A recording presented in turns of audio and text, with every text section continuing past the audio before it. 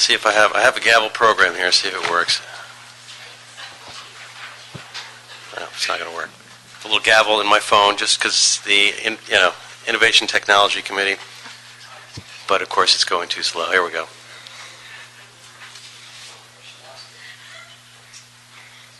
Oh. All right, that's the gavel. You couldn't hear it. I can bear witness that it was actually moving. It was moving. It was causing a gavel because we're all about new technologies in this, and eventually we're going to develop a better gavel program than this. So welcome to the Innovation Technology General Services Committee. I'm joined again by my colleagues, Councilmember Bonin and Councilmember O'Farrell. This is the second hearing of the ITGS Committee. And we've got a long agenda of a lot of different interesting items. But what I'd like to do, unless there's an objection from my colleagues, I recommend that items 1, 2, and 6 be approved on consent.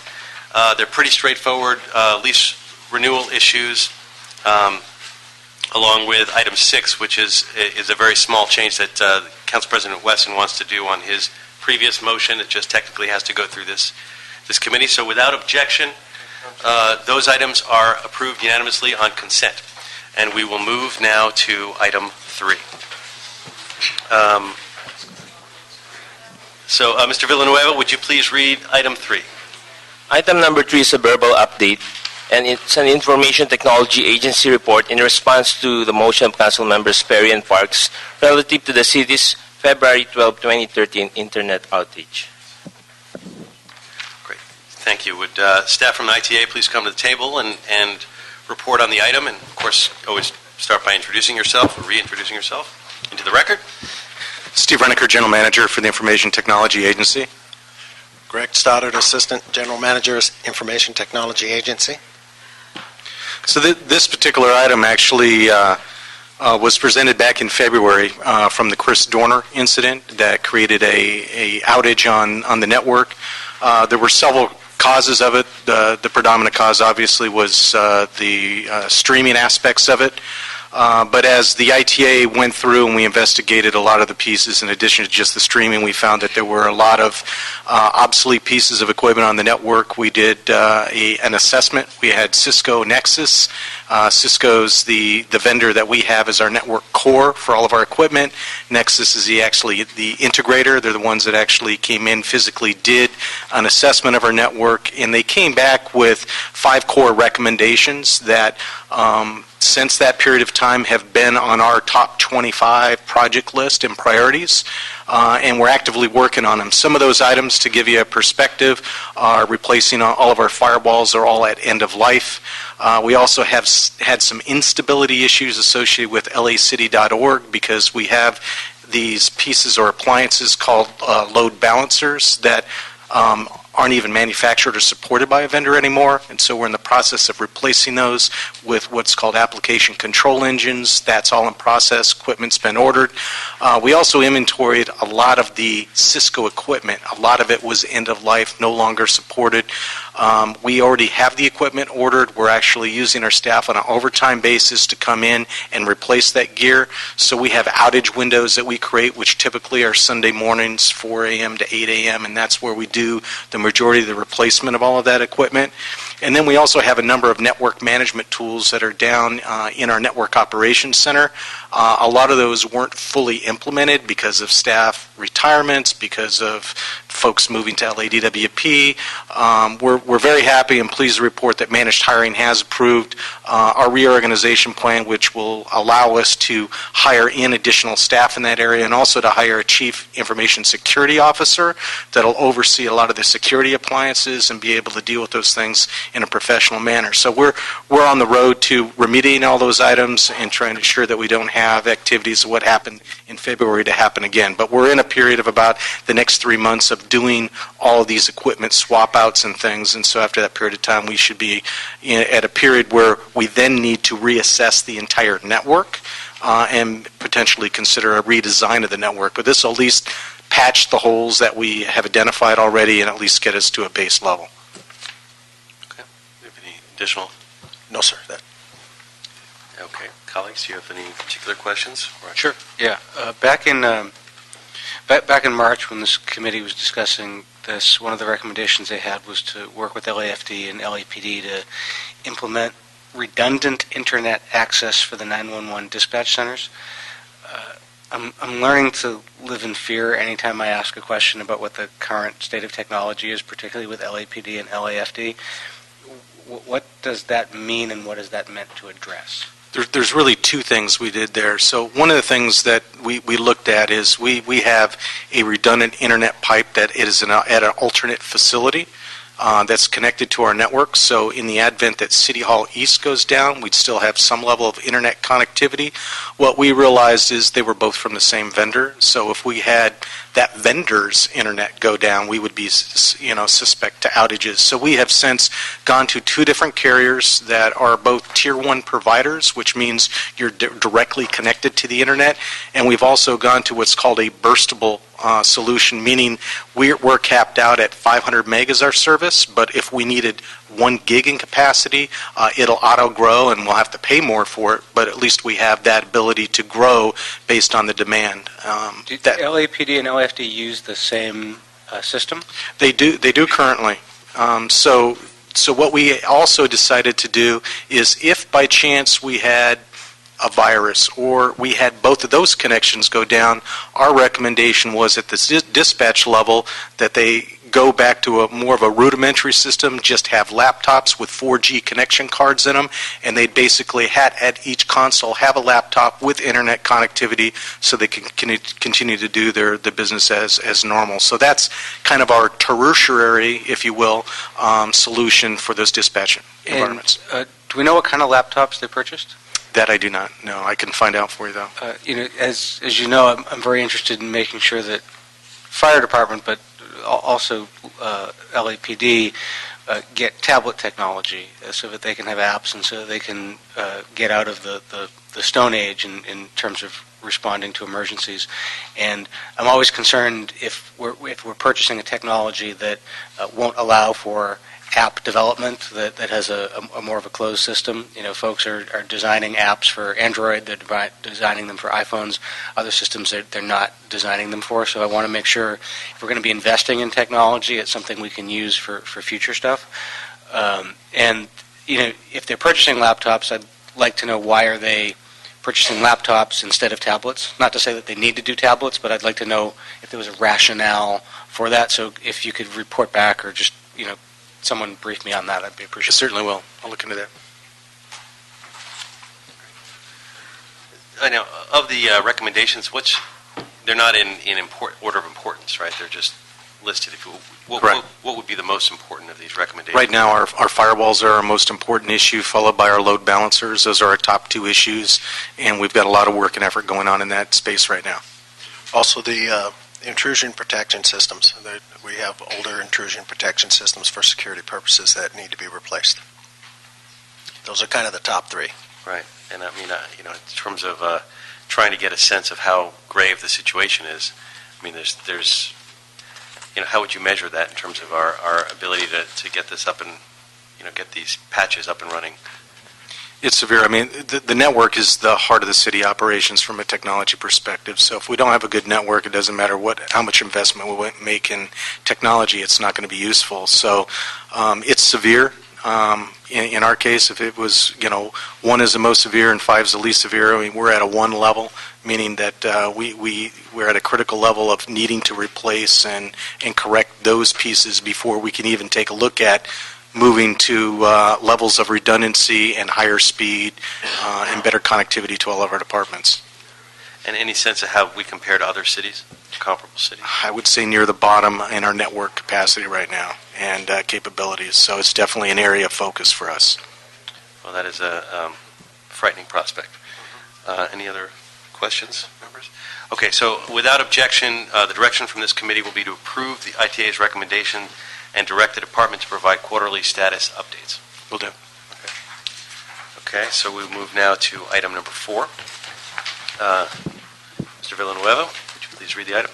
Item number 4 is an Information Technology Agency report relative to authorization for the release of email and CD desktop enterprise standards request for proposals.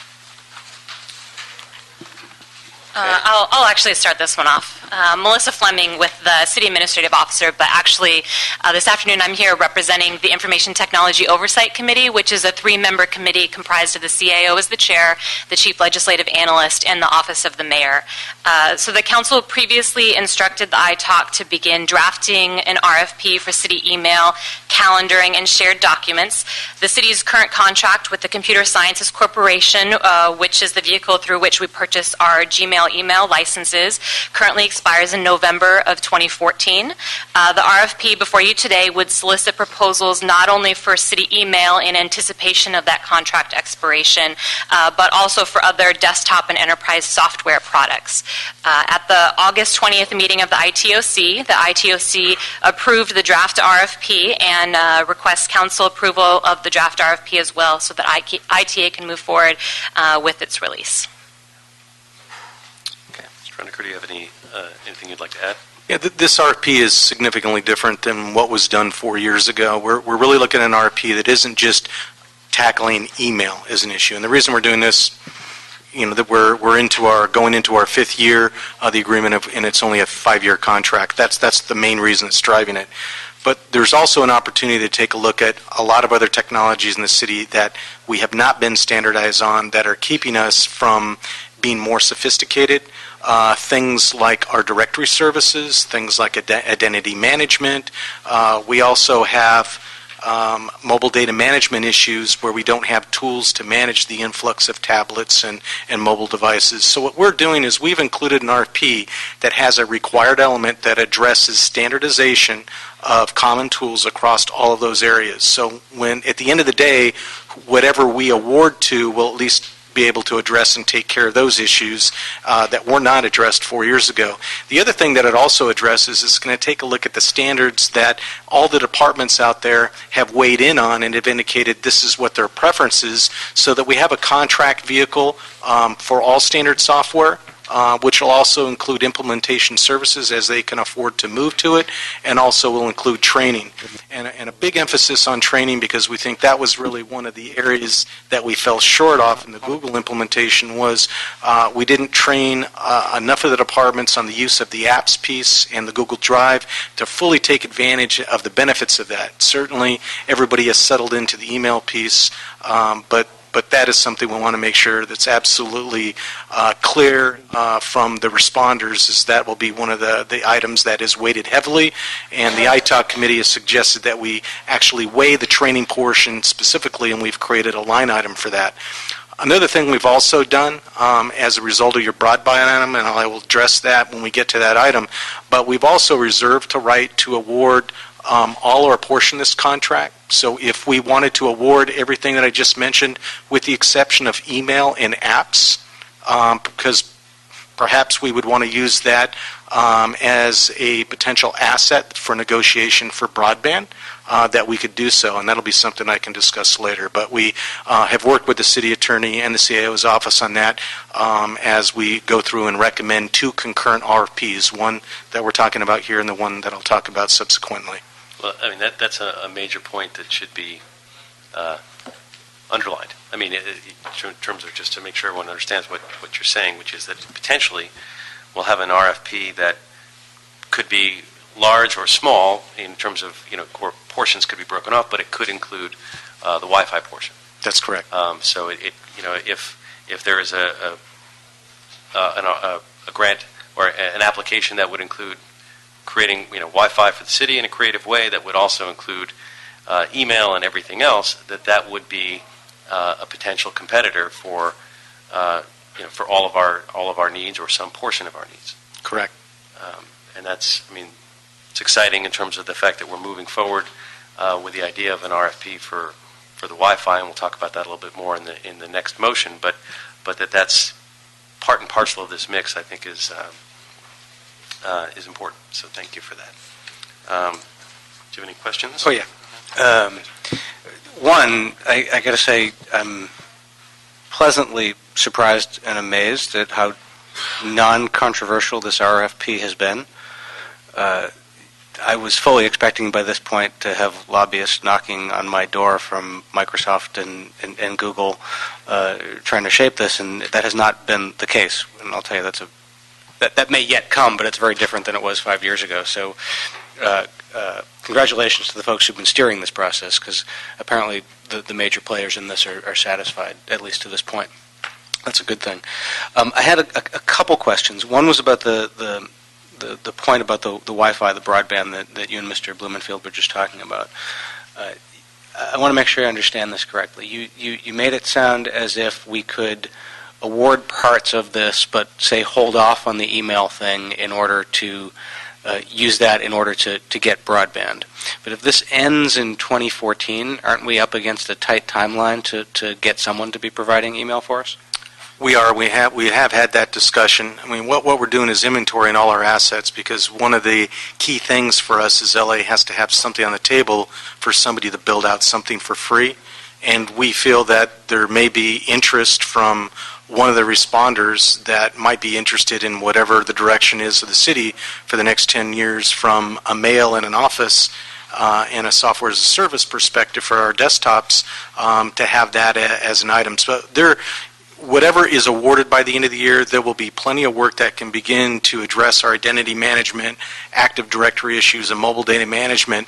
And we hope that in a short period of time, the email issue, along with broadband, would be resolved. My hope would be by the end of this calendar year that we would hopefully have a recommendation for you to consider. And we believe that that's enough timeline to do implementation. If not, we still have the ability to extend the contract and negotiate that with the vendor. Is there a reason that the Wi-Fi or broadband piece isn't just part of this RFP?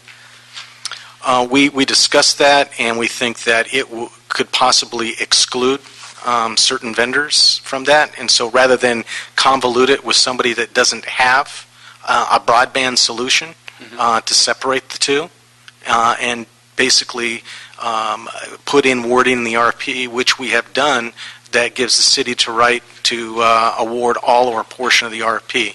And that way the other portions could be considered in the other.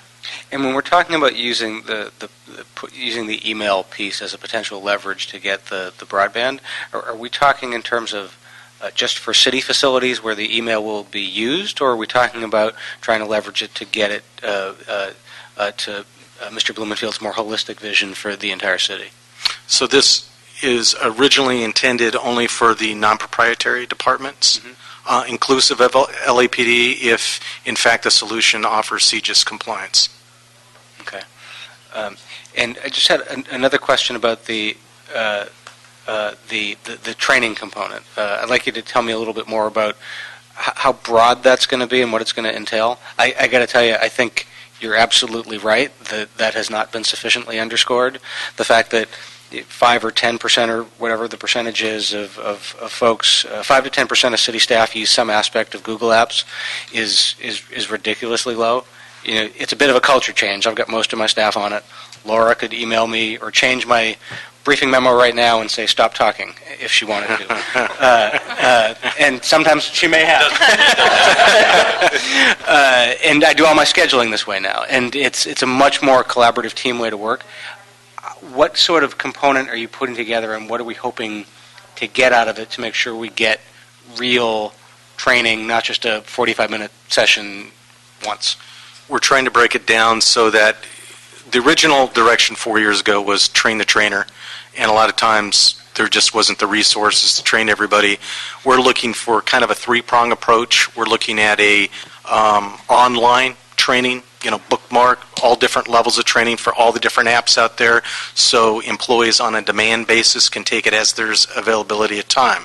We're also looking for a series of brown bag seminars, so a lot of people can't invest a full day of their time to stand-up training, which probably is preferred and the most beneficial, but maybe they have an hour or two of their day that they could go to one of these brown bag seminars and learn tips and techniques on either transitioning across or how to enhance their use of what they're currently using. And lastly would be stand-up training, so that all three of those avenues would be available. Can part of it be that when someone does the training that we videotape it, or there's a YouTube or a Vimeo copy of the training? I just got a Fitbit, for instance, a few weeks ago, and I learned how to use it because there was a YouTube instruction manual. And we could perhaps save time with training if that stuff is cataloged and new employees can click on it and get an online tutorial like that. That will be part of the online offerings, yes. Thank you. Mr. Farrell? You mentioned about the LAPD. Now, in the past, they didn't migrate to Gmail like the rest of the city. How is the police department being addressed in this RFP specifically? So we have almost 2 to 3 pages that are completely specific for fire and police. Fire has some specific HIPAA requirements that require an agreement from the vendor saying that they're compliant. And from a CJIS perspective, we have all the requirements associated with that. So whatever the state DOJ accepts CJIS from a vendor. is There's two components. There's the FBI CJIS at the federal level that most of the vendors are already compliant with. But in the state of California, the DOJ also has some CJIS requirements that are a little more specific, getting down to the level of requiring background check from each of the vendors who have employees that manage their government cloud. And for vendors that won't go through that background check would not be CJIS compliant. And those are the specific issues that we're dealing with here. And that's a complex issue for a lot of vendors because perhaps every state out there may require different background checks for those associated employees. So we're making that a requirement in the RFP? Or? Correct. Okay. And does that cause us any trouble in terms of limiting the number of folks who can apply for it, or is that? It will not limit who applies, but it could limit what their solution ultimately would end up being for Los Angeles. Okay. Might require an on-premise solution rather than a hosted solution in the cloud. For that? For LAPD.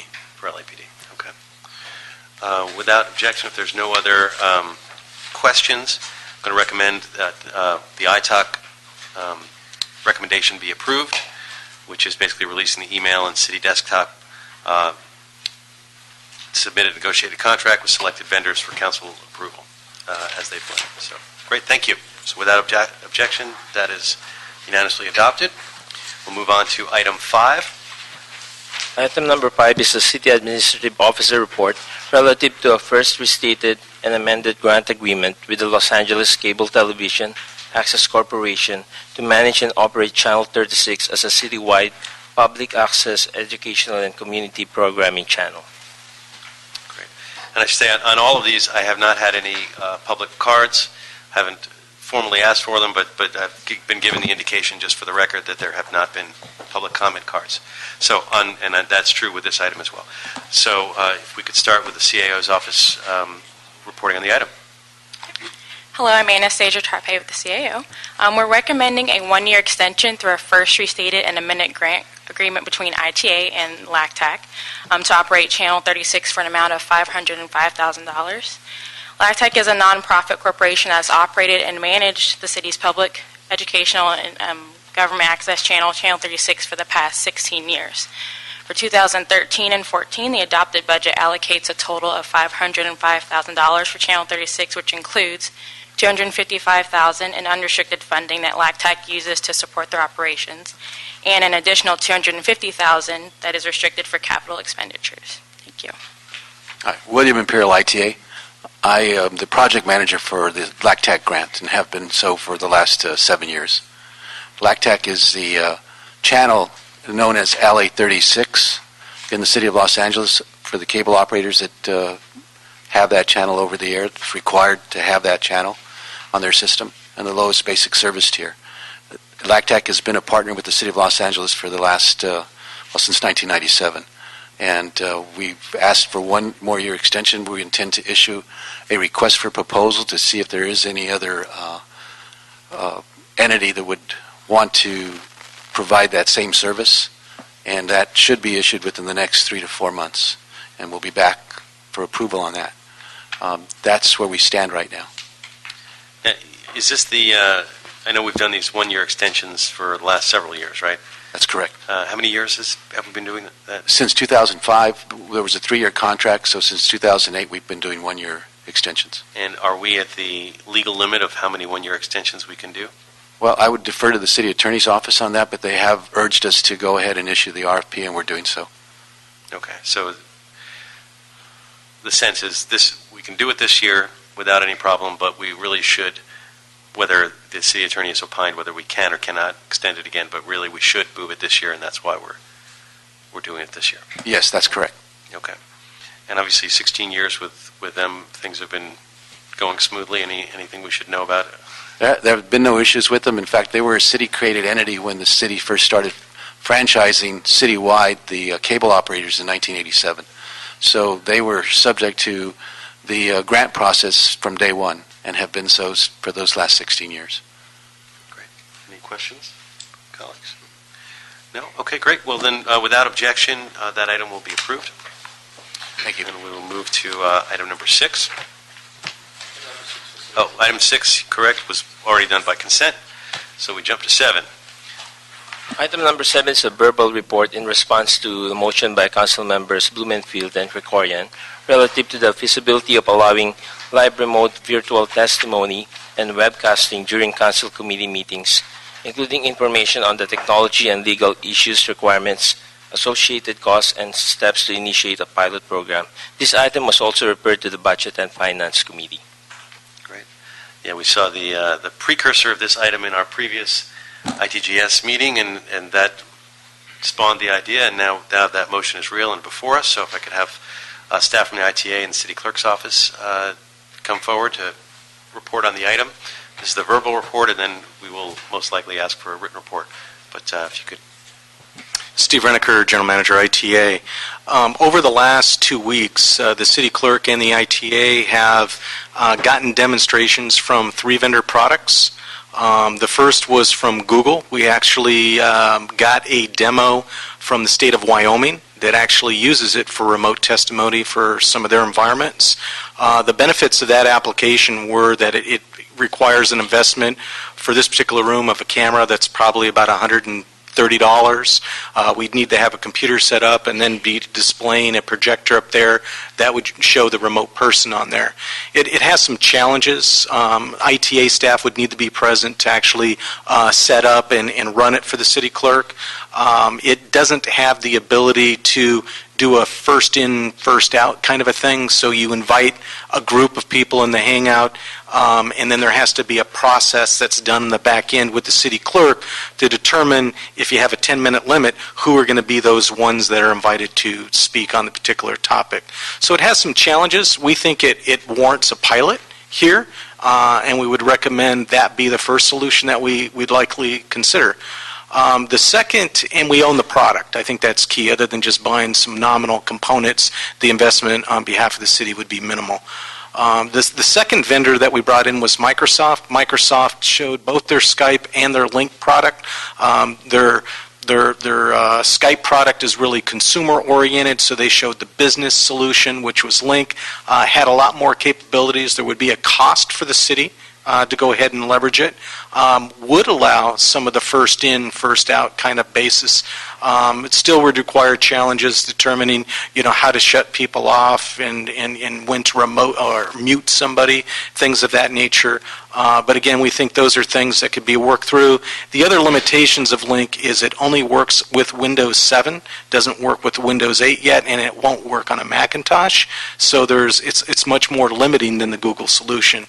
And lastly, what we saw was Cisco Webex solution, and it's really more of a video broadcast out to the public. You can't see the public via video, but as many of them can join from an audio perspective, and has some sophisticated capabilities to be able to manage the meeting to get comments. So a little more limiting. So based on the 3 that we saw in the models here, we thought that the Google Hangout probably works best with the variety of technology in the city of Los Angeles, and we would recommend pursuing that as on a pilot basis. And when you're talking about the pilot, just to help me get a better understanding of what you're thinking, which is obviously projecting the image of the person who is testifying, but are you also talking about simultaneously webcasting the committee, out to that person and anybody else who wants to?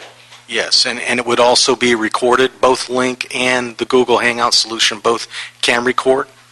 And via a third-party plugin, you can also do in the Cisco Webex. So all 3 of those we could do it. But yes, the bottom line is it would be broadcast through your camera here from a remote desktop to anybody in the world to see.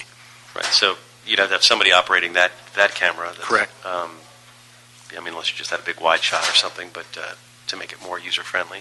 Correct.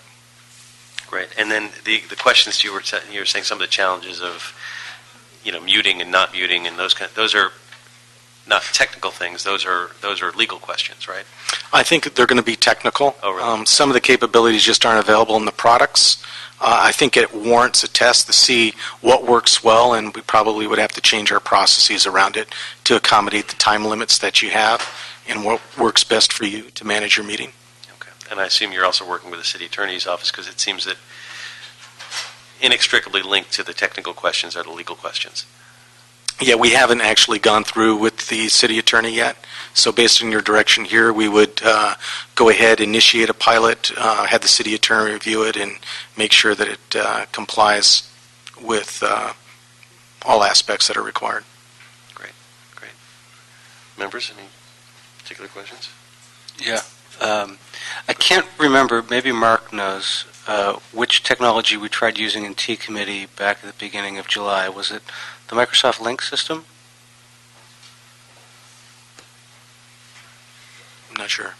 We use, I'll find out which one it was. Anthony, who was on my staff, is no longer here, but we used one that actually worked well except for the city end of the technology. And I don't think we used a Windows system. Everything worked except we couldn't hear them, which was an audio problem on the city's fault, not the technology's fault. I thought it was a Microsoft product, but I could be wrong. We'll check, because that had the ability to queue people up, and it also had the ability to mute people. I'm being texted here saying it was Link that we used, so and it worked pretty well. So that's the one you're recommending we use as a pilot? No, I'm recommending Google Hangouts because of the limitation of Windows 7 only. Would it be of value? I know Mr. Blumenfield wants to do a pilot, but Mitch and I also offered to do it. If there's 3 different systems, I mean, I think why don't all 3 of us try a different one and see what works, and then you've got some real feedback from people who've used it. Certainly, we could do that. I mean, I would imagine maybe we would do it and set it up in 3 different. How many committee rooms do we have here? You set it up in each different committee room, and then optional to the chair of the committee at any point in time if they want to use it. But we know that at least 3 chairs are going to want to use it. So that could be an interesting approach, if that works. It sounds good. You've made progress, and you're going to check with the city attorney's office. Yes. And looks like we'll be ready to do some test runs soon. Yes. Great. Thank you. This is very exciting. Well, I appreciate the progress that's been made. We're going to continue this item again and direct ITA and the clerk with the assistance of the city attorney to provide a written report on the item. So without objection, that will be the direction of this committee. And now we will move to item 8. Item number 8 is an item that was continued from the ITG August 13, 2013 meeting. It's a motion by Council Members Blumenfield and Price relative to the development of a citywide municipal Wi-Fi initiative. Great, and we have a few cards on this item. So I guess we'll start with the cards. So Shane Gregory, and we'll be followed by Kevin Modis, and then Veronica Toledo. So Shane. Thank you. Good afternoon. I'm here to speak about my grave concerns about the city Wi-Fi that you're proposing. I wish I had longer to speak, so I'm just going to speak about my experience. I am electrically hypersensitive. This happened to me about 2 years ago, changed my life. I cannot tolerate rooms like this, and if citywide Wi-Fi is installed, that will be unsustainable for me and between 3 and 15% of the population. As it is now, I've had to move 4 times in the last 2 years because of cell towers, neighbors' Wi-Fi, and I have found a place and a way to live. I've got shielded walls. I cannot go to Starbucks. I cannot go to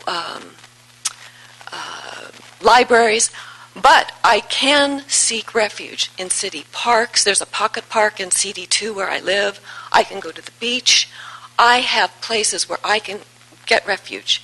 If you do the entire city, that will no longer be possible. I'm a Los Angeles native. I was born, raised, and educated here. I can no longer live in the City of Angels if you do this. I'm representing several other people with electrohypersensitivity. They cannot tolerate a room like this. It may not affect you, but it is very real.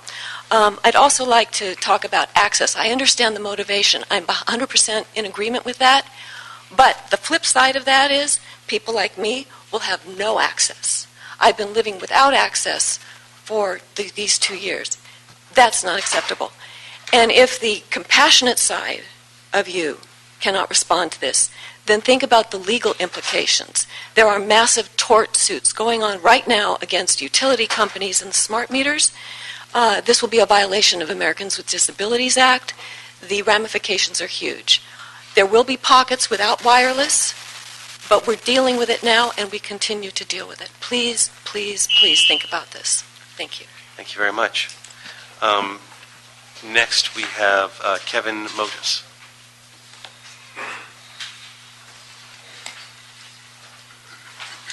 Hi, my name's Kevin Modest, and I'm here representing 23 nonprofit groups that are deeply, deeply concerned about the health effects of wireless, or the microwaves that wireless use. Everyone knows that wireless works, but they don't really think about how it works. It uses microwaves that have been shown to be carcinogenic, neurotoxic, and genotoxic. And if you would look at the studies that are out there, if you would look at the research and stop being spoon-fed by the wireless companies, all their funded research, all their information, you would see the studies are out there. There are thousands to study. As part of the record, I'm going to put Dr. David Carpenter. He's an MD and Director of Public Health and the Environment for Albany University. He is qualified to talk about the health effects. He is an expert in this area. And he says this is neurotoxic, carcinogenic, and genotoxic. And he has much substantiation. If you look at bioinitiative.org, and anyone out there looks at bioinitiative.org, you will see thousands of studies reviewed looking at the health effects. People are getting sick. This is very real. People are becoming electrosensitive, and people are getting cancer. We are infirming some of our youngest, most healthy working individuals. This is very real. Just ask Stephen Jobs if wireless is safe. Just ask Johnny Cochran if wireless is safe. Just ask Daryl Dalton, who was diagnosed with 2 brain tumors about 2 months ago. Ask Jim Kelly, who just got a tumor on his upper cheek. Ask LeBron James, who had a huge tumor taken out of his cheek. And you'll say, I never heard about that. That's because the wireless industry is spending tremendous amount of money controlling the information regarding health effects. But this is very real. To Wi-Fi an entire city is to microwave an entire city. It is to expose them to highly carcinogenic events. If you look at the cell phone, and I'd like to meet with all of your offices and give you more information, and I encourage you, I beg you to look at the other information. The cell phone right to know bill introduced in the House, 6358, talks about all the health effects, electrosensitivity, and carcinogen. This is in the House of Representatives, talks about the need for biologically based health standards. The FCC is controlled, and you can look there, by the wireless industry. The new chairman of the FCC is the former CEO of the Wireless Trade Association. They have had a history of refusing to look at health effects. You need to protect the citizens of Los Angeles. You need to look at health effects. You need to be cautious. The European Union has said very clearly that we feel this is harmful to all living things, animals, plants, and human beings together. You need to look at what they've done because they had wireless before us. And Sweden has officially recognized electrosensitivity as a medical disorder. Please. Thank you very much. Appreciate that. I really would like to meet with all of you and bring the information to you so you're getting a balanced perspective. We appreciate that, and we look forward to the materials that you have, and we will certainly review that. Okay. Thank you. My name's Kevin Modis. Thank you, Mr. Modis. Next is Veronica Toledo.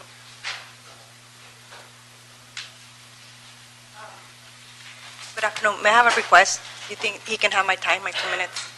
I'm sorry, it doesn't work that way. Okay. Thank you. I'm here in behalf of, I'm a preschool teacher, and I'm here in behalf of all those children. My father just passed away of brain tumor back in February, and the doctor confirmed that it was due to his, using too much a cell phone. So I'm representing all those people that have cancer, people that know somebody with cancer. It's important that you look at these studies that shows all these health effects, and please stop listening to the wireless company. they're lying. They're just saying whatever they want you to hear. Wireless executives, they're themselves, they agree with this, and they don't want to hurt their business, but you have to protect our people. This is your job, your obligation, your duty. And we're giving cancer to our young people, everybody, and I think it is not fair that people will not be given the choice if they want wireless or not. I think everybody should have a choice. And by having Wi-Fi in the whole city, you're not giving people this choice, and you're not giving the people the choice if they want to have cancer or not. So please look into these studies. You may not have cancer, but sometimes cancer takes a while to develop. And like I said, I don't know if you know somebody with cancer, and I'm sure everybody in this room knows somebody with cancer. So this is a serious matter. So please, I beg you to look at these matters and to make a wise decision. Okay? Thank you.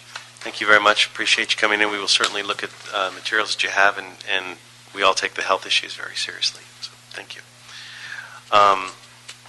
So if we could have Mr. Renneker come forward and proceed with your report.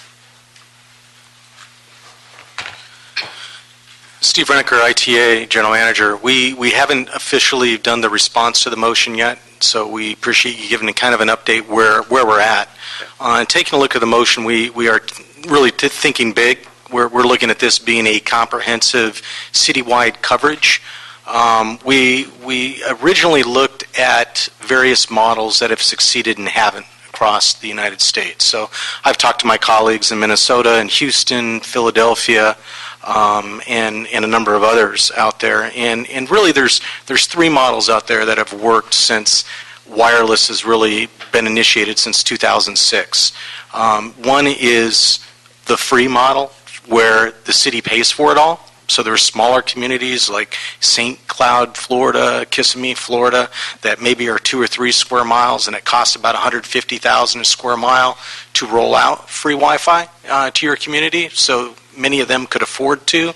But when you look at the cost of Los Angeles for our city to do it, based on a study that was actually done when Mayor Vergosa was here by Cividium, it estimated that the cost for a build would be about $63 million.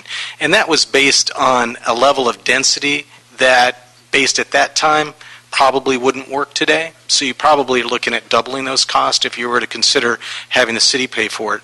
Another model that most have gone with, especially due to the bankruptcies of companies like MetroFi and Earthlink, and even AT&T exited the municipal wireless market because of lack of revenue from that particular stream, that organizations looked at an anchor tenant model, meaning the city had to give up something.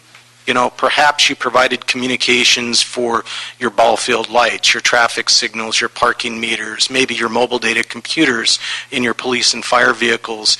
And based on the amount of spend, if you were willing to give a vendor that amount, they were willing to make an investment, provide it free to a certain portion. And the reason why that certain portion is critical is we want to respect the fact that a number of carriers have come into Los Angeles and have spent millions of dollars of infrastructure in providing some level of paid broadband. In order to not compete with them, you don't want to offer a free component that's anywhere close to what they're selling. So let's say the basic broadband is 5 meg. You'd probably offer a free at around 2 to 3 meg to give you a perspective of that. So then the vendors that offer that would then see a model where they could sell a higher speed component of that and also provide some advertisement on there that would generate the additional revenue in addition to what the city would pay as an anchor tenant, meaning you would still need to pay for private, non-broadcast frequencies that are running in that wireless to run your city operations. So in taking a look at that, I have been out to talk to numerous departments out there. Some of the technologies that were up for consideration back in 2007 in LA were things like street lighting. We are very fortunate that we own our street lights and our power utility, because if you're not in that equation, your ability to afford to do a municipal wireless is extremely minimized. So because we do own that infrastructure, and because we have photovoltaic on our lights, because if you have bank lights, meaning they're on a timer, and they go off during the day, your wireless would go down in the day, and that wouldn't work. So a lot of cities have banks and bank lighting, and it doesn't work in those environments. So about 80% of our street lights are on photovoltaic, which would allow for about an 80% coverage based on the infrastructure we have today. Street lighting is willing to participate in this, but they also are looking at a technology out there today that would detect whether an LCD lamp is on or off, or would detect whether copper lighting or wiring has been stripped out of a particular device. And based on what they've researched in the industry, and where the industry has grown since 2007 is with commercial grade 3G and 4G services. And so they're looking at those kind of models because really they cost pennies a day as opposed to a huge upfront spend or a huge commitment on a monthly basis that would be much higher than what a 3G and 4G service would be from a provider. We've also talked to LADWP, and LADWP from a meter reading perspective is looking at alternative devices, 900 megahertz. They're not looking for any fiber to the home. They're not looking for any wireless type of solution. And the main reason for that is when you replace a meter on a home, you're looking at a longevity of 20 years plus. So wireless technologies pretty much require a swap out between 7 and 9 years. So you have to factor that in your equation to refresh that with whatever the latest technology is at that time, as well as the mean time between failures for that technology, being that period requires a wholesale replacement. So with those items, the last model that organizations have considered, which was recommended in 2007, was have the utility pay for the coverage and have them use it for their meter reading. But because LADWP isn't looking at leveraging wireless technology, it really isn't a viable option for the city. So what we would like to consider, and we think actually now is the right time, is to come up with a different model. And let's not call it a Wi-Fi broadband solution. Let's call it a community broadband solution. And let's inventory all of the assets that we might be able to offer to the carriers or any vendor that might potentially provide a broadband solution that would offer a free component to the household, which could be wireless or not. So it could be a Wi-Fi solution. It could be a 3G or a 4G solution. There's companies out there like Freedom Pop, as an example, that offer a much reduced 4G service for residents at the $9.95 level. So you might get enticement from Verizon and AT&T to consider a free component on 4G that would require a device inside the home. Or, and this is what we were talking about earlier, is if we wanted to consider a fiber to the home model, might we entice a vendor that might be able to consider that kind of a model, which has been done in 4 other cities from one commercial vendor.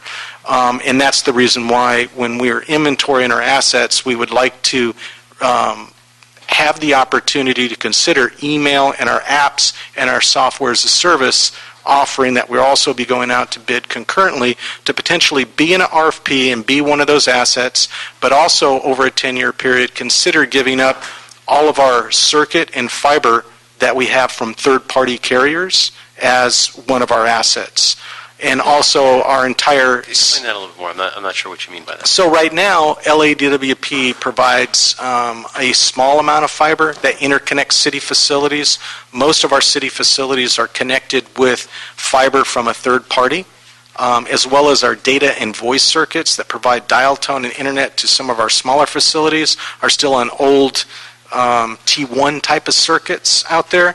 If you were to provide that entire spend and basically say, yeah, we would give that to this vendor over this 10-year period, we could consider upgrading those services to the city facilities, guaranteeing them that amount of revenue over a period. You're saying you'd put that into the contract where they would essentially get paid for that, maintaining that portion as well. Right. That would in essence be our anchor tenancy rather than jumping on and using it. It would be our give to them to entice them to build out the rest.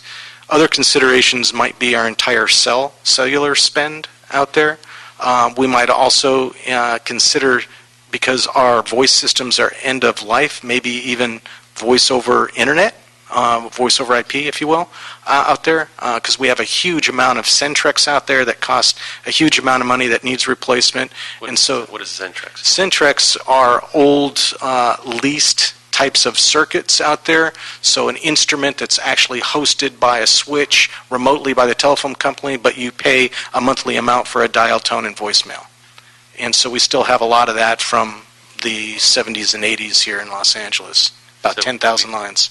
Incorporating all of that, there's a lot of potential, as you say, benefits that you can add to the company who would be doing this as an enticement.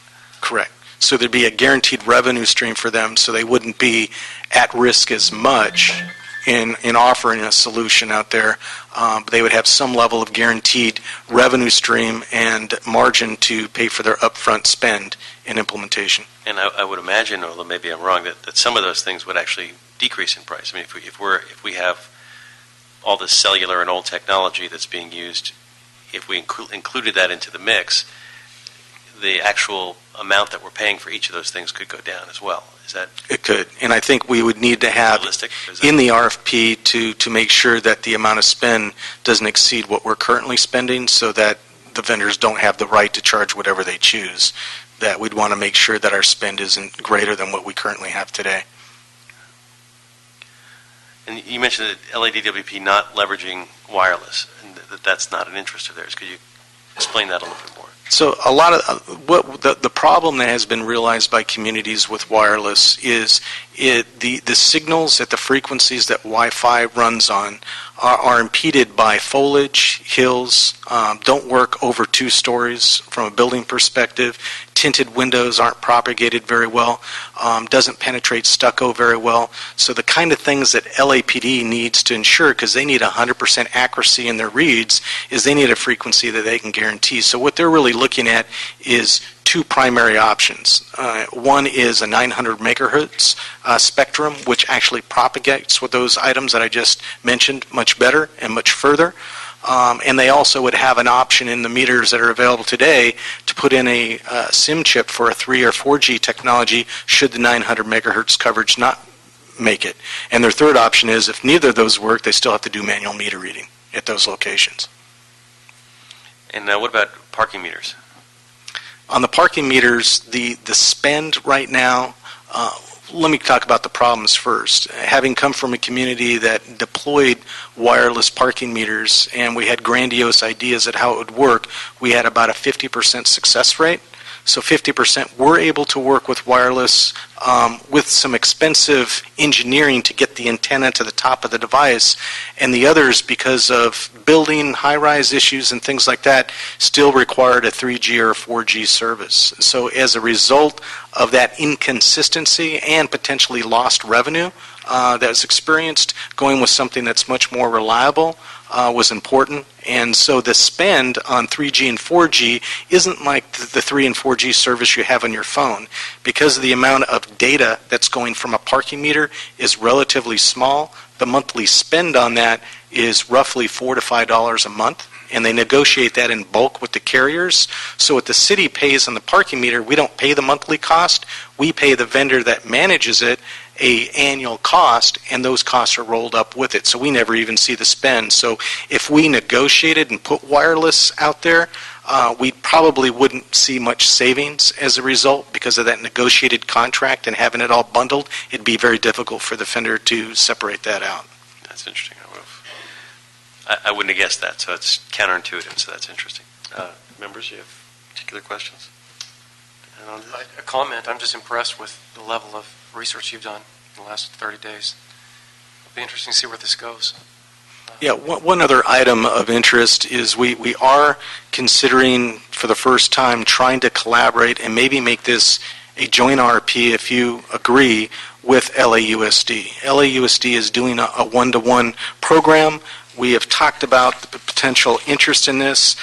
They have written a letter of support saying that they are interested in joining the RFP. And the importance of that is they might also be able to offer something on the table. As you may know, they have deployed 60,000 iPads to the students.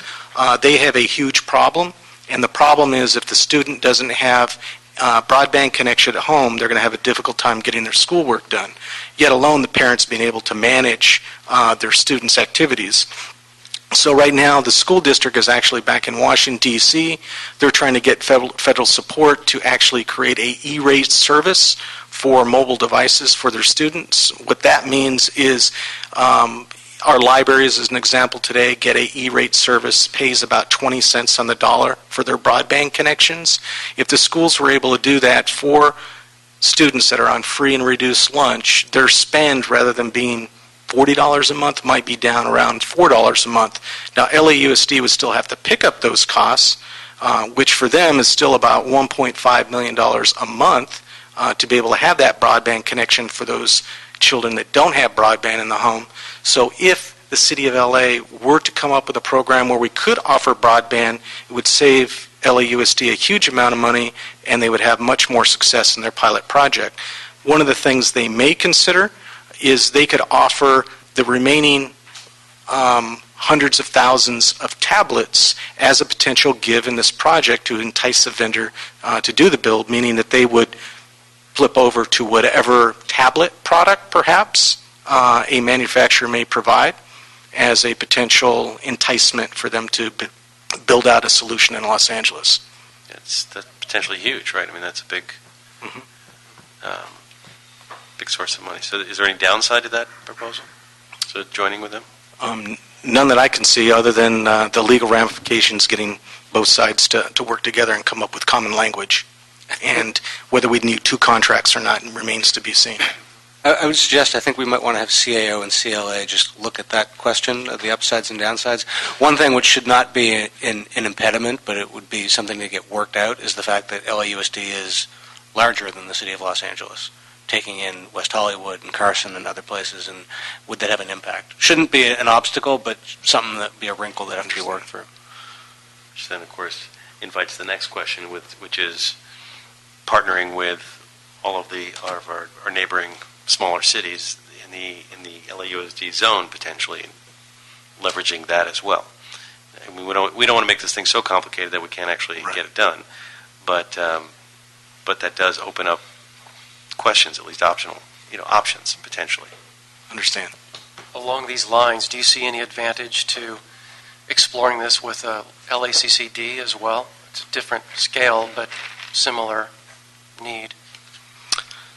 I think if we're thinking big right now, and I think to think any bigger might just further exacerbate a potential contract. So I think if we could confine, especially the complexity with the geography of LA, with the neck of the 110 freeway, makes this a difficult solution, regardless of what vendor comes in to provide that coverage with the unique environment. I would recommend just staying with the city limits of Los Angeles. Yeah, I would caution that it took my predecessor, I think, the better part of a full term to work out a joint use agreement for repairing a pool at Venice High School. So we think we definitely want to get this done while Mr. Blumenfield is in office, and he's got 12 years, so that would be a caution about... We're getting the RFP done by October, November. What's our timeline here? We want to get this thing done. My goal would be to try to have it complete in back here before October 1st for your review and approval. And then we would want to keep it on the streets for at least 90 days for the partnerships and the BAVN compliance issues that take place. Great. I mean, that's important timeline. Hopefully we'll get it done faster than the pool. Hopefully we'll get it done within months, not years. Great. I think that's pretty much it. The fiber to the home thing was also the other thing that was confusing me, how that fits in. Maybe you could explain that a little bit more. That's sort of like a last stage. So that would be another model. So we really look at three models that are really predominant in the industry today. One is Wi-Fi, which has kind of gone away by the wayside with 3G and 4G.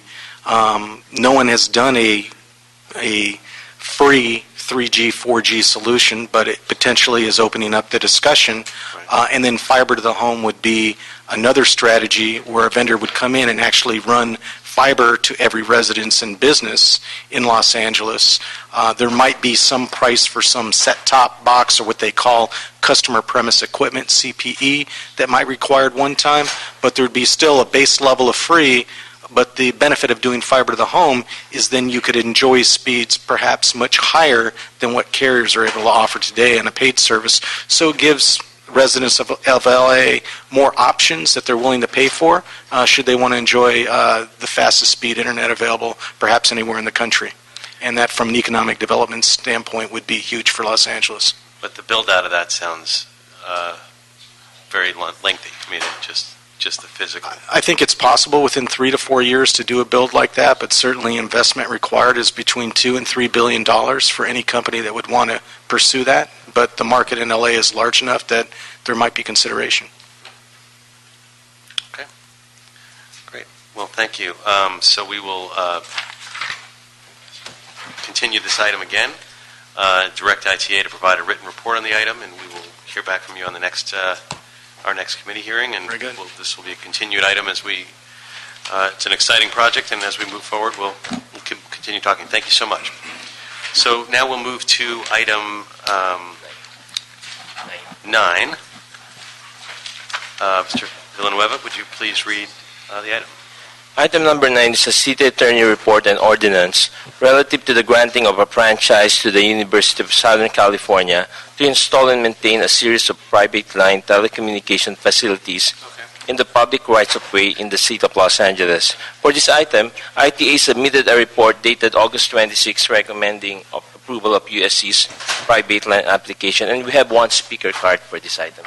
Okay, great. We'll start with the speaker card. Miss Lori Stone, if you would come forward. Representing USC. Good afternoon. Thank you very much. Lori Stone with the University of Southern California Department of Real Estate. And I also have Russ Carlotto, who is our Deputy CIO, in case there are technical questions I can't answer. We want to thank the council members for considering the ordinance before you today. We're mainly here to answer any questions that you might have, but I did want to give a little background on what the franchise is and how it differs. We have a very unique franchise in the city of Los Angeles. Most of your franchises are in the range of 60 feet to 100 feet. We have over 82,000 linear feet, and the reason for that is back in the late 90s when the university first started to look at expanding its franchise, we were trying to connect our residents, our students in the north of the campus area, but also we were asked to look at connecting some of the public schools. So instead of just crossing a street and going A to B, we actually go down the streets out to a number of schools.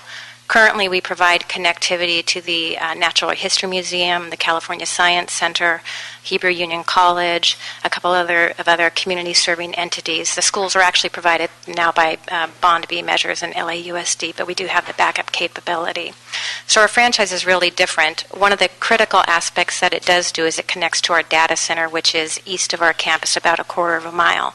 And that service allows us to provide Los Netos, which is a regional server. Through that, we're able to provide internet service connection to a number of government and institutional entities.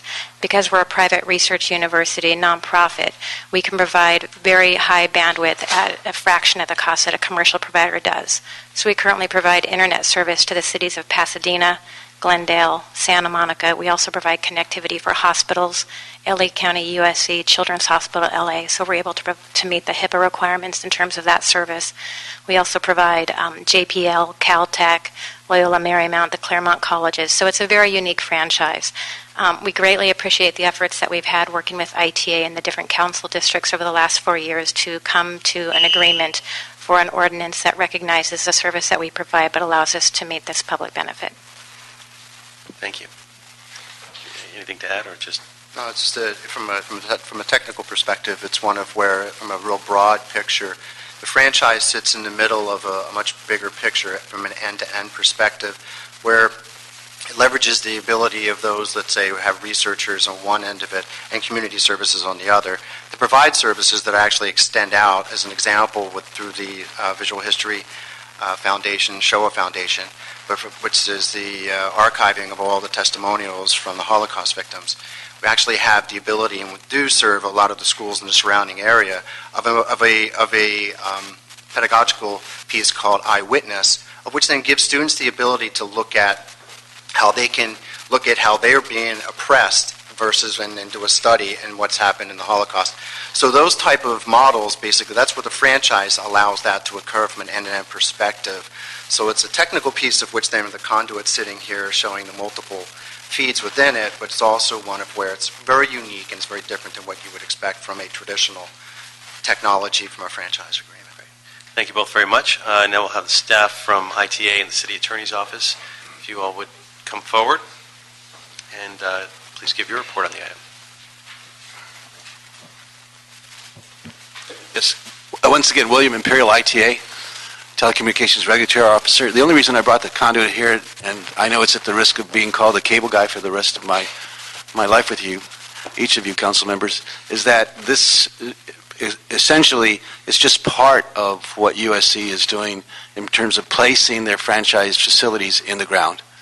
We have been working with USC for the last 4 years, and though it sounds like a long time to be working on a franchise renewal agreement, it's very complicated because they first obtained their franchise back in the 70s and 80s, and they consolidated it in a franchise in 1998 where the city council and the mayor's office deemed the community benefit that they were providing at the time in the city one which was so important that they allowed them at $300 per point of entry into the city public rights-of-way formula. That only generated about, at the end of their franchise in 2009, about $11,500 a year. We then sat down with them to determine what would be best because we told them, as the regulatory body, ITA did, I was part of those discussions, that we couldn't go back to council with the economic situation being what it was in the LA area in 2008, 2009, that we were going to accept what we weren't accepting from the other franchise holders. The standard amount that we charge to our franchise holders, we have 23 in the city right now, including Sony Corporation, Church of Scientology. It's very diverse. And normally what it does, these franchises do, is they just connect two buildings that are divided by a public street. Like in the Kaiser Hospital area, we have franchises there. We have 4 franchises there right now that we're in the process of renewing. And they only generate right now about, for the 4 franchises, about $4,000 or $5,000 a year. And when we looked at this huge system that they were building, USC was building into the city's public rights-of-way in 2006 and 2007, they agreed with us that they needed to pay a different rate. So in terms of negotiating, we brought the council offices in. The city attorney's office was part of that. Staff members from different council members that were part of this, including Parks' office, Krikorian's office, and Perry's office at the time. We came up with a community benefit formula where the rate would not be the full rate of $5 per linear foot, but rather $2.50 per linear foot, and instead of $15 a cubic foot, it would be $7.50 a cubic foot. And that was to acknowledge that they were providing a community benefit to city residents and others. So we are now in front of you right now to discuss this, the proposed franchise ordinance that would generate about $282,000 a year. And if Time Warner, Time Warner, they were back there earlier. If USC decides to pay the amount up front, which a lot of the franchise holders pay because it's only for 10 years, for some of these it's $2,000 for 10 years. That's how small some of these franchises normally are. It would generate $5.9 million over the 21-year term of the franchise. This new franchise ordinance also would streamline their ability, USC's ability to obtain extensions on their franchise without having to come back to council every time they needed to add to their system, subject, of course, to the approval of council or the right of council and mayor to pull the matter into committee and full council in the event that ITA and USC had a dispute on that, or the council wanted to inquire. It's going to be ITA's responsibility to inform the council anytime new extensions are added to the USC private line franchise by way of a note and file report in the future during this 21-year term. That is the essence of what we are proposing to you today, and hopefully you won't think of me as a cable guy, but rather ITA. Thank you. Okay, thank you from our cable guy, and then our next. Mike Dundas from the City Attorney's Office. I don't have much to add, but I'm free to answer any questions you may have on the legal aspects of this. Just to focus, the really only three substantive differences from the standard language of the franchises that the City Council approves on a routine basis. One is the price difference. The other is the process by William was calling it an extension, but it's an expansion of the footprint, not an extension of time. So if they wanted to build a new building and then connect to that, rather than having to go back and do an entirely separate ordinance, they would just be able to go to the general manager, and then that would include it into the price, and it would be worked into this current ordinance by virtue of the general manager's approval, with subject to council oversight if they wanted to bring it into their review. But right now, each time they want to do a new footprint in the public right-of-way, they'd have to get a new ordinance and go through the entire process and negotiate that. This is just a way to allow them to say that we've added one building, we've already got the framework, let's just add this one building to the list that you see listed out in the ordinance. I failed to mention, I might add, that USC had agreed during the term of our negotiations to pay retroactive franchise fees that would be determined upon our agreement, and that amount is over $1 million that they would immediately pay to the city upon approval of the franchise. And in addition, all of the franchise holders are required to provide a performance bond to meet all of their obligations under the franchise agreement in the event that there's a dispute over that. And USC will be providing a $4.5 million performance bond to the city of Los Angeles. Great. Now, obviously, USC provides a lot of invaluable benefits to the city and to the community. Have other franchises been given or a community benefit discount in any way? No. Is there any concern about setting a precedent that would be hard to deny in the future? No, not at this time. I think if they were to, any of these franchise holders were to come with us, and I have a list here that's not overly exhaustive, but they're mainly commercial providers. I don't believe that, and I think ITA would express that as well too, that you would have that rush to the door to ask for the community benefit, because these systems are just so small, the benefit would be practically nil. When they're only connecting from one building to another in an alleyway, as one of our franchise holders is, sure, there couldn't be any benefit. There's nothing on the scale with this, but I'm just thinking down the road. Let's say you get a new group that comes in that wants to do something and then says, well, we want to have a community benefit 50% discount as well. Well, I think if we look at it from a reasonable standpoint, reasonable person standpoint view, if it would be an educational institution, of course we would look at that. I mean, that would probably be the model if they would want to do that, or a nonprofit. But that community benefit, again, would have to be substantial. And I think USC has been able to show that to the council members that looked at it, ITA staff and the staff of others. And when you're looking at the community benefit, I mean, you're sort of talking about everything that they do, as opposed to necessarily things that are directly linked to, to the franchise. We're looking at both. That's correct. Because because I don't know if you've tried to quantify it, but it's almost impossible to quantify if you look at everything they do, because it's invaluable. I mean, really, educating our kids, and I mean, you just can't put a price on all that. So then, how do you link it to the franchise in terms of the community benefit, that the marginal increase in community benefit that you're getting by extending this franchise? I don't know if that's... We actually discussed that for about 4 or 5 months internally with one of the council member offices about how do you quantify the community benefit. Do you do it exactly as you said, on a holistic, all-around benefit, or do you look at just their franchise system to determine what the value would be? And we had a lot of difficulty doing that, and at the end we felt that given where we were at the time and given how it would be almost impossible to quantify, unless you want to do an economic analysis that would be substantial, I think it would be best to be reasonable about it and say that they do provide that benefit and that it is okay to do. But that, again, is subject to the council's approval and the mayor's approval.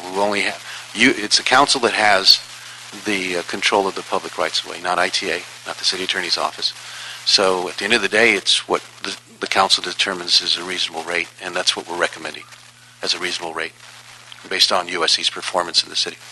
From a legal perspective, there's no precedent that you would need to follow for future people to request. It's a negotiation of a price for rent for the right-of-way in basic terms, and so it would be up to the council to either approve or disapprove any future request. There's nothing that they could rely on that would force us to do anything in the future legally. And there's nothing in terms of the community benefit in terms of quantifying what that is that would create any sort of precedent? No, sir, because ultimately the price that's being set into the ordinance is just a negotiated price for rent. The idea of the community benefit is something that the city looked upon to determine how much to discount in its own side of the negotiation, but ultimately it's a charge basically for rent. So then the answer would be no. Colleagues, do you have any additional questions? Go ahead, Mitch. I was just going to say, I see no downside to this at all. I think it's great, and I think that maybe we have a great template for all educational institutions moving forward. So I know this work has gone on for months, and I think that it looks very positive. Yeah, I apologize. I have a couple questions. No apology needed. That's Okay, what we're here thank for. you. I could easily pretend I know what the hell you're talking about and vote yes on this, but honestly, I'd like you to see if you could explain this in layman's terms. First of all, I understand exactly what that is. I understand how it connects different facilities. What does it connect them to do? Because it doesn't specifically say that in the report. Is it for internet connection? Is it telephone wire? What does it connect to do? Any telecommunication system. I mean, it could be telephone, internet, even a pneumatic tube with vacuum communications with written messages back and forth. It's basically any conduit going through the public right-of-way. It's up to them to decide what they want to use it for. Okay. And it can also be video, if I may add. Yeah. Okay. And when USC was up at the table, they indicated that they provide some sort of connection service for Pasadena and Santa Monica and Loyola Marymount. What is that? Please. What it is that back in Please identify yourself again for the Hi, record. this is Russell Carlotto. I'm the Deputy CIO for the university. Back in the day, the beginning of the Internet, the ARPANET, this is actually the first regional network in Southern California. The University of Southern California oversees it. It's called Los Netos. That's basically connectivity we've built out using predominantly DWP and connections throughout downtown through One Wilshire and other locations. And that actually provides connectivity from the university to all of those other locations. Where the franchise comes in is at that other end of it. So if you think of, let's say, at your house, you have a connection at your home. Mm-hmm. How do you get that connection so you're actually connecting to the world or all those other locations? That's what the franchise provides within that sphere of research and peering. Now, what we do with the Los Netos is it actually acts as a bandwidth aggregate, or lack of better terms, an ISP provider. We're not an ISP provider because it's a not-for-profit entity. There's no cost overhead to this thing. It's basically it's cost neutral.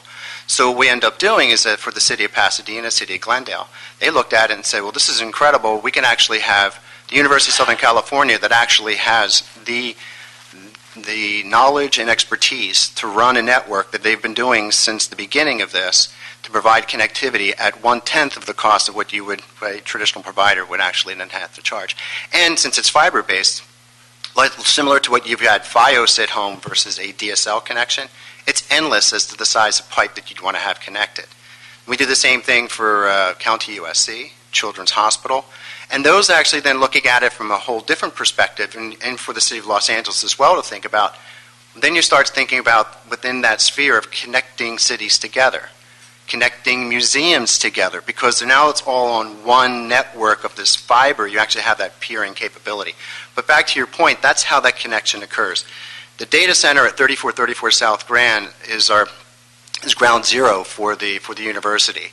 It houses a 37,000 square foot data center which basically feeds all of the campus as well as outward and around the world for research. So you have these connections with Pasadena, with Glendale, you said, with Santa Monica. What about with LA, the city of LA? We've been trying for years. We never had that conversation. It's something we would love to be able to explore and have that conversation as well. I think there's an opportunity. We do it for those cities. It wouldn't be that difficult to do the same for you guys as well. Shouldn't that be a conversation we're having as part of this? It's separate from this because it's not part of the franchise. The franchise is part of the structure within the campus realm, not the external networking that connects all those peering relationships. Okay. Steve, do you have any thoughts on that?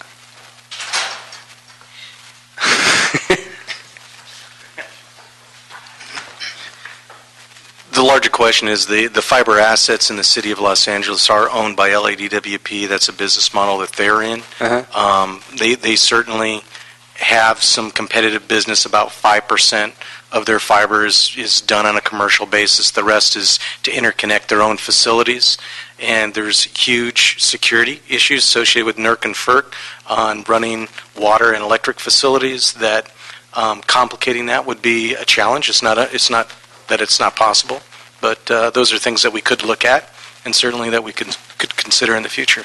We actually use DWP for all those connection points and level 3 as well. In the other cities? Uh-huh. Okay. Final question is about the benefits. Mr. Blumenfield asked the question, which was sort of getting to where I'm going, is he asked, are we giving the benefits discount because of what we get out of having the connectivity and the franchise, or are we doing it because we love USC and USC is a great institution? And the answer was a little of both, right? The answer is both. Okay. This is not an anti-USC question, this is just plain devil's advocate here. Wouldn't some people argue that with the approved USC master plan, that sort of laid out what the university is getting and what the community is getting in return, and therefore this would be sort of giving away something we've already given away? Well, actually, that's a good point that you're making. That was one that was made by ITA early on when we first sat down with USC back in 2006 and 2007. And when we started discussing it outside of ITA with the other staffs, that's when the other staff members for the council, that's when we were given the direction from those council members that were involved that this was the best way to go, given that it was hard to quantify what USC really provided and that they have been providing and that they continue to provide without asking the city for any remuneration or any other assistance with their system. And given that USC is not just one of the largest employers in the city, something that they've talked to us about, but they also are a system that constantly gives back to the city in other ways all the time. And so for us to sit there and try to quantify how that would come about, we even discussed, Councilmember, even escalating the amount of the franchise fees until we could get to the standard rate. But we were always going to be met with the argument, given that when we made that request to increase the fees, that their community benefits were not only continuing, but may have been expanding, and that in and of itself was going to turn into a regulatory nightmare going down the road, because what if the pushback would have been, we're doing twice as much now, so shouldn't we get a quarter discount on that as well? Right. So what we wanted to do was have an agreement that was fair to all parties, given where we were at the time and where we've always been with USC. I understand the response. I just want to make sure that somewhere in the process the question was asked and that was weighed. The problem with this job, Mr. Chair, is that every time you have a meeting, questions come up and it creates the need for 3 more meetings. And now I feel like I need to sit down and learn more elsewhere. So I'm good. Thanks. One last thing is that when you were talking about the community benefit and when you were talking about education, LAUSD doesn't pay today for the franchise rights. So as we look at it, so they're not charging, the city's not charging them for a franchise, from which they have a tremendous amount of connectivity throughout the city as well. So when we looked at that, so when it comes back to the justification aspects of it, we kind of felt that we fell in line in that regard as well. So if it's any help. Okay. And the alternative here is, I mean, what would happen if we did go to market rate? I mean, what would be the impact on USC and I mean, I don't know that they would reduce their community benefits, but it could have some other effects. Maybe you want to speak to that, either of you. Well, I'll jump into one of the things to keep in mind is that with the original franchise, which I inherited, was that in that per access link of $300 per drop, it turned out to be $10,000 a year. Then what ended up occurring was that because it was cost effective to do so, instead of doing that point across, it was cost effective to build out that franchise.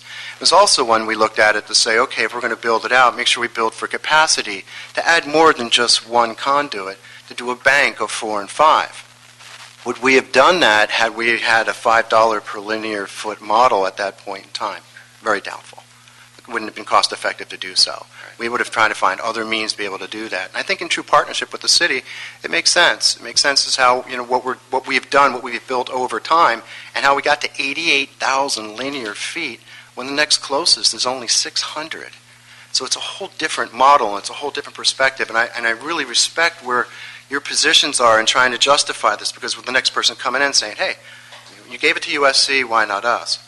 But to get to 88,000 88,000 linear feet, it's going to take them a couple of decades to get there. Right? So it's really small in comparison from a budgetary impact. I think we've heard enough on this. Without objection, the item will be approved. Thank you. Sneeze.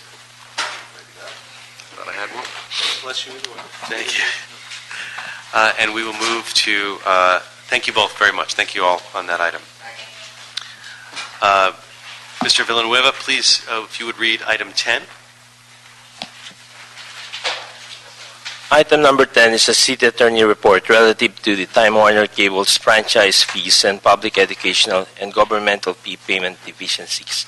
This item is also referred to the Budget and Finance Committee. Okay, are there any cards on this item? Any public comment cards? No public comment cards.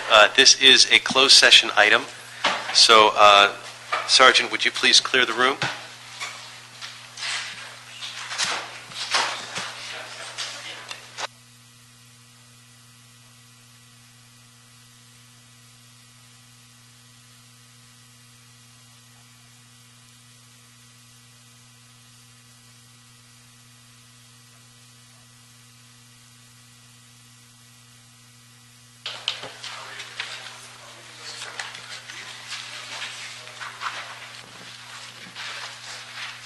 So we've just heard this item in closed session, and the action was without objection. We're simply going to note and file, and that closes that issue here, and that is the last item on the agenda.